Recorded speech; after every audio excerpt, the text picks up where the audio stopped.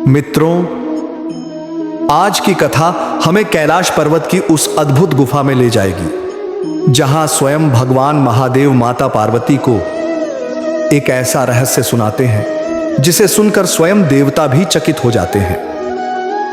यह रहस्य है राम नाम की महिमा। कथा है, एक बार माता पार्वती बड़ी ही कोमल भाव से भगवान शंकर से पूछती हैं।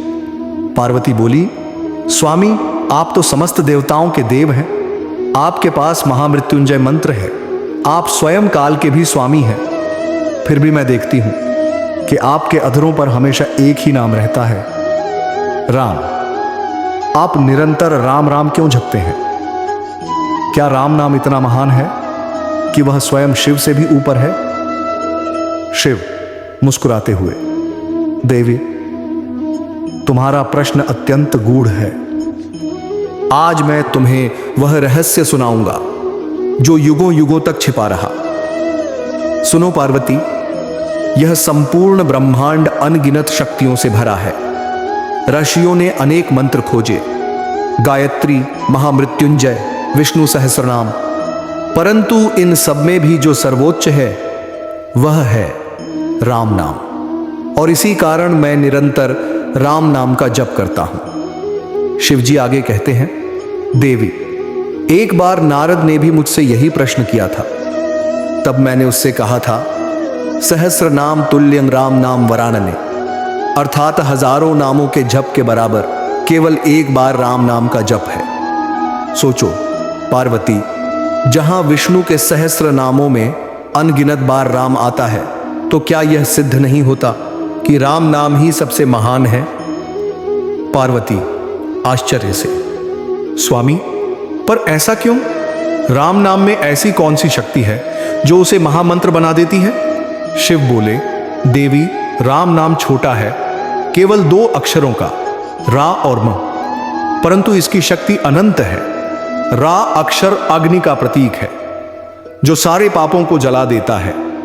म अक्षर जल का प्रतीक है जो शांति और अमृत प्रदान करता है।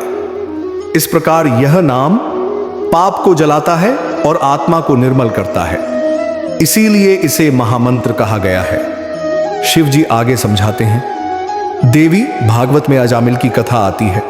वह ब्राह्मण जीवन भर पाप करता रहा, परंतु मृत्यु के समय उसने अपने पुत्र को पुकारते हुए नारायण कहा।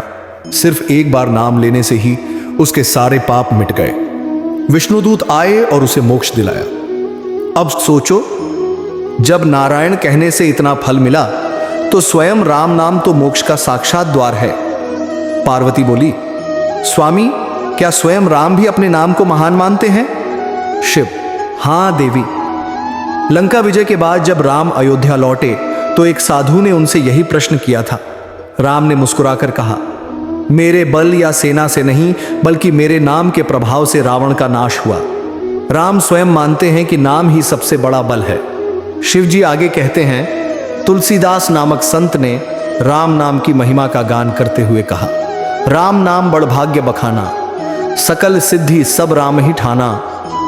उन्होंने यह भी कहा, राम नाम मणिदीप धरु जीह देहरी द्वार, तुलसी भीतर बाहर हूं जौ चाहसी उजियार। अर्थात यदि तुम अंधकार मिटाना चाहो तो अपनी जिह्वा पर राम नाम का दीपक रखो, भीतर और बाहर दोनों प्रकाशित हो जाएंगे। पार्वती बोली, स्वामी, पर क्या नाम और भगवान अलग हैं? शिव, नहीं देवी, नाम और नामी में कोई भेद नहीं। जैसे अग्नि कहने मात्र से मन में अग्नि का स्वरूप प्रकट होता है, वैसे ही राम कहने से राम स्वयं प्रकट हो जाते हैं।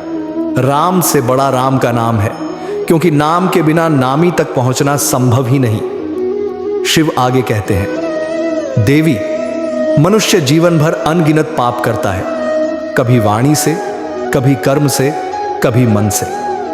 उन सबको धोने का केवल एक उपाय है, राम नाम। गरुड़ पुराण कहता है, राम नाम स्मरण मात्र से असंख्य जन्मों के पाप नष्ट हो जाते हैं। यही कारण है कि मैं निरंतर राम नाम जपता हूं। शिव बोले, देवी, त्रेता युग में यज्ञ सबसे श्रेष्ठ था, द्वापर में पूजा और ध्यान, परंतु कलयुग में यह सब कठिन है। इस युग में केवल एक ही नाव है जो मनुष्य को भवसागर से पार उतार सकती है, वह है राम नाम। इसीलिए कहा गया है, कलयुग केवल नाम आधारा, सुमिर सुमिर नर उतरहि पारा।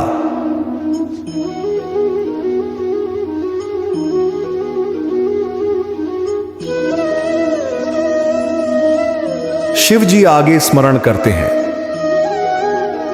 देवी, क्या तुम्हें वह प्रसंग याद है जब राम ने सेतु निर्माण के पहले मुझे पूजने का संकल्प किया था?